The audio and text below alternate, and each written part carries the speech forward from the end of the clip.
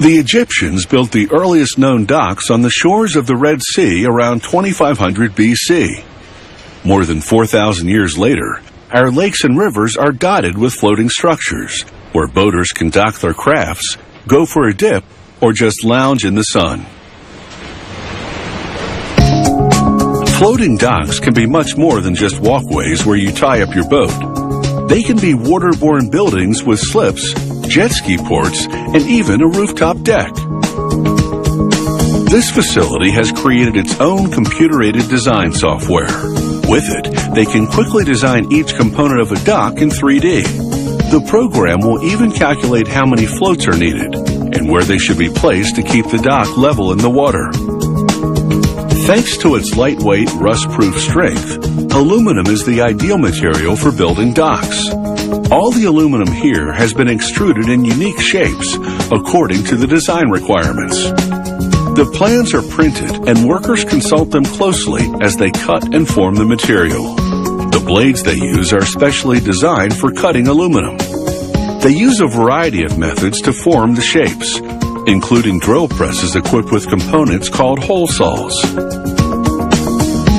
Workers lay the material out on the factory floor in preparation for assembling the structure. The final assembly of the floating docks will happen on the water at the site. They tack weld the parts to each other, then make sure everything is perfectly square before doing the final weld. Unlike steel, aluminum loses strength when it's welded.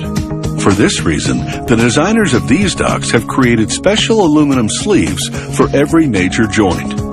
That means there's extra metal supporting the weld and strengthening the structure.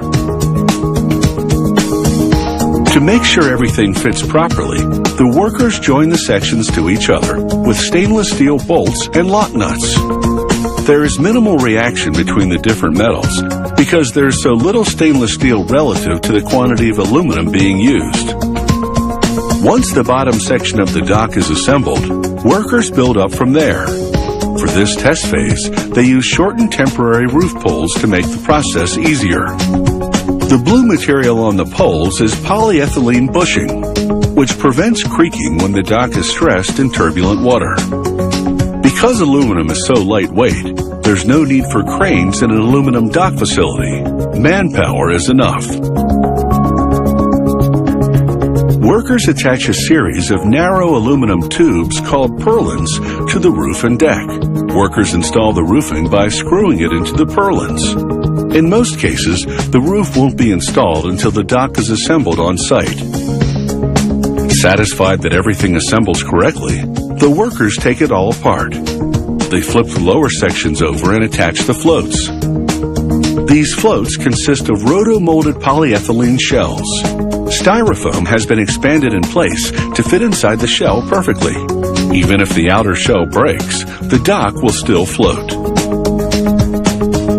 This facility offers a range of decking options from aluminum to concrete to plastic composite to specialty woods like this one, which is called iPay.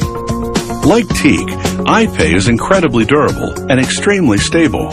In other words, it won't rot, swell, or contract, despite extended exposure to a high humidity environment. If the dock has an upper deck, it needs a railing. It's important to have something to lean against when you're sipping cocktails and watching the sunset after a long boat ride. Of course, it's also a crucial safety feature. There are 12 different components to assemble for just this one section, and there might be as many as 15 different sections of varying lengths for an entire dock. Customers can choose to add a range of accessories to floating docks made at this facility. To make things like safety railings and ladders, workers use a hydraulic bending machine to shape aluminum tubing to the required contours. All the aluminum these manufacturers use in their floating docks is a marine-grade alloy especially resistant to degradation when exposed to water. Finally, it's time to build the docks in place.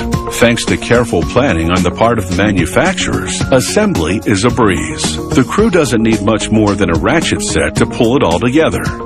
It's smooth sailing from here on out.